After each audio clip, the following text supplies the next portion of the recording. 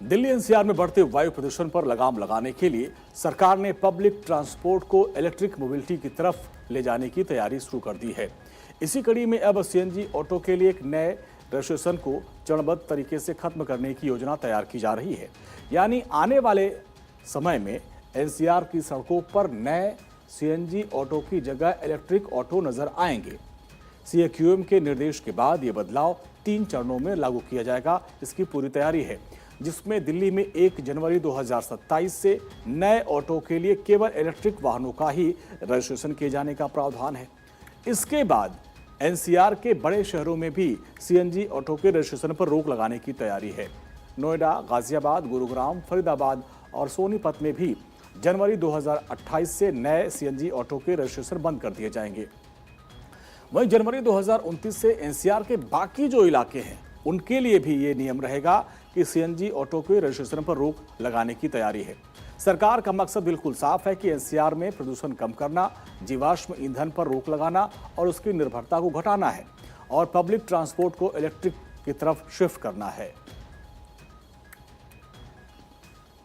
Delhi NCR में प्रदूषण पर लगाम लगाने के लिए सीएक्यूएम के निर्देशों के बाद अब दिल्ली के अंदर सीएनजी से चलने वाले ऑटो जो हैं वो धीरे धीरे खत्म हो जाएंगे और इनकी जगह लेंगे इलेक्ट्रिक 3 व्हीलर। जी हां, दिल्ली सरकार की ईवी पॉलिसी के अनुसार पहले से ही 1 जनवरी 2027 से दिल्ली के अंदर सीएनजी ऑटो का रजिस्ट्रेशन नहीं होगा, केवल इलेक्ट्रिक ऑटो का ही रजिस्ट्रेशन 1 जनवरी 2027 से दिल्ली में होगा। इसके बाद 1 जनवरी 2028 से दिल्ली एनसीआर के जो इलाके हैं, चाहे उसमें नोएडा है, गाजियाबाद है, गुरुग्राम है, फरीदाबाद है या फिर सोनीपत है, यहाँ पर भी इलेक्ट्रिक ऑटो का ही रजिस्ट्रेशन किया जाएगा 1 जनवरी 2028 से। और उसके बाद 1 जनवरी 2029 से जो एनसीआर की बाकी बचे इलाके हैं वहाँ पर भी इलेक्ट्रिक ऑटो का ही रजिस्ट्रेशन किया जाएगा। सीधे तौर पर कहें तो दिल्ली एनसीआर के अंदर जो लगातार पोल्यूशन बढ़ता है उसको कंट्रोल करने के लिए सरकार की तरफ से फैसला किया गया है। यानी कि दिल्ली के अंदर आने वाले कुछ सालों में जो सीएनजी से चलने वाले ऑटो हैं वो अब पूरी तरीके से खत्म हो जाएंगे। सरकार इनको खत्म करने की तैयारी में है, क्योंकि दिल्ली के अंदर अब इलेक्ट्रिक जो ऑटो हैं उनको लाने की तैयारी पूरी तरीके से कर दी गई है। 3 चरणों में ये जो योजना है वो काम करेगी।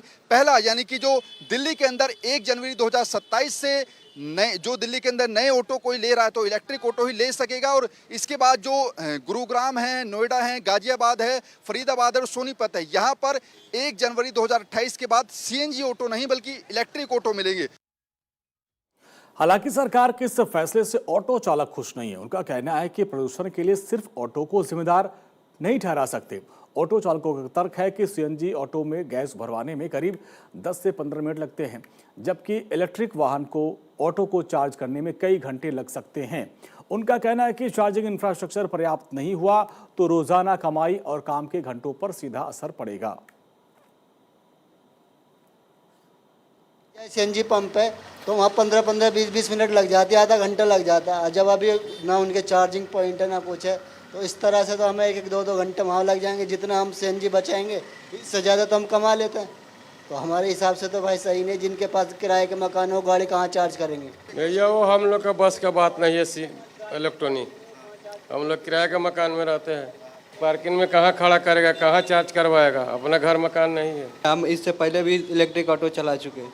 4-4 घंटा चार्जिंग का चार्ज में लगता है। उसके लिए 4 घंटे ये इसको 10 से 15 मिनट में सीएनजी भर जाती है। अब बताइए 15 मिनट में ये सही है, 4 घंटा उसके लिए इंतजार करना पड़ता है। इतना गाड़ी चलती है, पोल्यूशन तो गाड़ी से ही फैलती है। गाड़ी तो इतना आप भी देखते हैं, 4 चक्का एसी चलती है, गर्मी से हालत ख़राब हो जाता है। इलेक्ट्रिक में बता रहे हैं 2-2 घंटे 4-4 घंटा लाइन में लगना पड़ेगा चार्जिंग के लिए। उसका पॉइंट ही नहीं है कहीं। नहीं, मेरे हिसाब से सही फैसला है, क्योंकि इलेक्ट्रिक बाइकल जो है, ऑटो जो है वो सही से, मतलब कि ये सीएनजी जो है वो मेरा 10 से 15 मिनट में रिफिल हो जाता है। और ये जब इलेक्ट्रिक जो आएगा तो इलेक्ट्रिक के लिए उससे लंबा लाइन भी, और क्या बोलते हैं कि चार्जेस करने के लिए उसको ज़्यादा टाइम लगेगा मेरा। ऑटो चालकों की चिंता इस बात की है कि चार्जिंग नेटवर्क और समय को लेकर है। उनका कहना है कि अगर इलेक्ट्रिक ऑटो को बढ़ावा देना है तो सरकार को पहले पर्याप्त चार्जिंग स्टेशन, आसान चार्जिंग सुविधा और ड्राइवरों के लिए व्यवहारिक विकल्प को उपलब्ध करवाना होगा। दूसरी तरफ सरकार की योजना का फोकस एनसीआर में प्रदूषण के स्तर को कम करना और परिवहन व्यवस्था को अधिक से अधिक स्वच्छ बनाने पर है।